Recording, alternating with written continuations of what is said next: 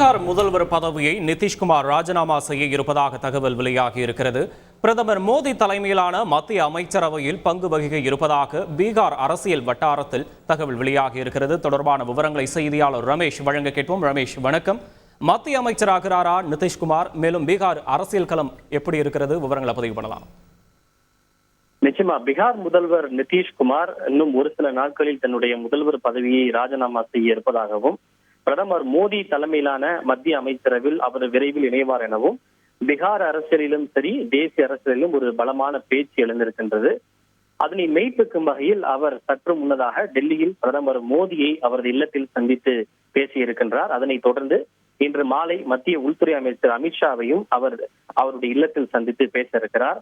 அதற்கும் முன்னதாக பாஜக தேசிய தலைவர் ஜே.பி. நட்டாவின் இல்லத்தில் நடைபெற்ற ஒரு சிறிய ஆலோசனை கூட்டத்தில் ஐக்கிய ஜனதா தளம் கட்சியை சேர்ந்த எம்பியும் நட்டாவை அவர்களோடு சந்தித்து ஆலோசனை நடத்தி இருக்கின்றார். குறிப்பாக தேசிய ஜனநாயக கூட்டணியில பல காலமாக நிதிஷ்குமார் தலைமையிலான தேசிய ஜனநாயக கூட்டணி அங்கம் வகித்து வருகின்றது. இந்த நிலையில கடந்த 2 ஆண்டுகளுக்கு முன்பு பாஜகவுடன் ஏற்பட்ட கருத்து வேறுபாடு காரணமாக முதல்வர் பதவியை ராஜினாமா செய்துவிட்டு ராஷ்டிரிய ஜனதா தளம், காங்கிரஸ் ஆகிய கட்சிகளோடு கூட்டணி அமைத்து அவர் பீகார் முதல்வரானார். நமக்கெல்லாம் நன்கு தெரியும், கடந்த ஆண்டு உதயமான எதிர்கட்சிகளுடைய இந்தியா கூட்டணியில் நிதிஷ்குமார் மிக முக்கிய பங்காற்றினார். அதன் பிறகு இந்தியா கூட்டணியிலும் ஏற்பட்ட கருத்து வேறுபாட்டை தொடர்ந்து மக்களவை தேர்தலுக்கு 2 மாதங்களுக்கு முன்பு, சரியாக சொல்லணும் அப்படின்னா கடந்த ஜனவரி மாதம் அவர் இந்தியா கூட்டணியை உதறிவிட்டு மீண்டும் பாஜக கூட்டணிக்கு வந்து பாஜகவின் ஆதரவோடு தற்போது பீகார் முதல்வராக அவர் பதவியேற்று வருகிறார். இந்த நிலையில்தான் நாளை தேர்தல் முடிவுகள் வெளியாக இருக்கின்றது. இந்த தேர்தல் முடிவுகளில் பாஜக மீண்டும் வெற்றி பெற்று பிரதமர் மோடி ஆட்சி அமைப்பார் என்று ஒரு பாஜக தரப்பிலே ஒரு உற்சாகமான அந்த உணர்வு என்பது காணப்படுகின்றது. ஒருவேளை பாஜக மீண்டும் அறுதி பெரும்பான்மையுடன் வெற்றி பெற்று பிரதமர் மோடி ஆட்சி அமைக்கக்கூடிய பட்சத்தில் அவர் பிரதமர் மோடி தலைமையிலான மத்திய அமைச்சரவையில் பங்கேற்பார் என்ற ஒரு பலமான பேச்சு எழுந்துள்ளது.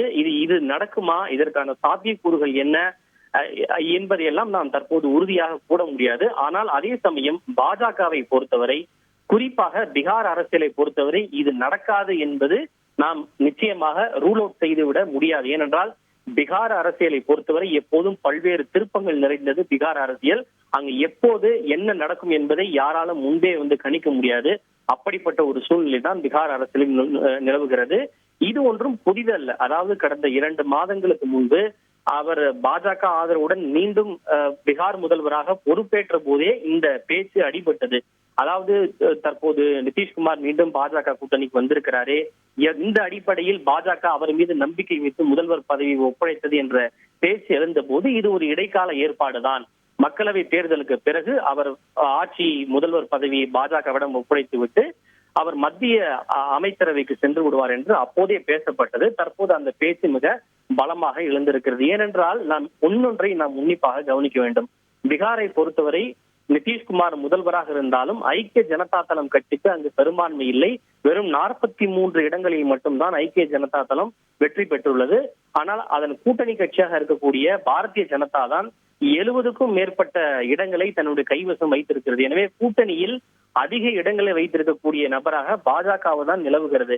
எனவே அந்த அடிப்படையில் தான் முதல்வர் பதவியை பாஜகவுக்கு விட்டு கொடுத்து விட்டு நிதிஷ்குமார் மத்திய அமைச்சரவையிலே பங்கேற்பது என்கிற திட்டம் ஏற்பட்டிருப்பதாக கூறப்படுகிறது. இது புதிதல்ல, தேர்தலுக்கு முன்பே அந்த உடன்படிக்கை ஏற்பட்டிருப்பதாக கூறப்படுகின்றது.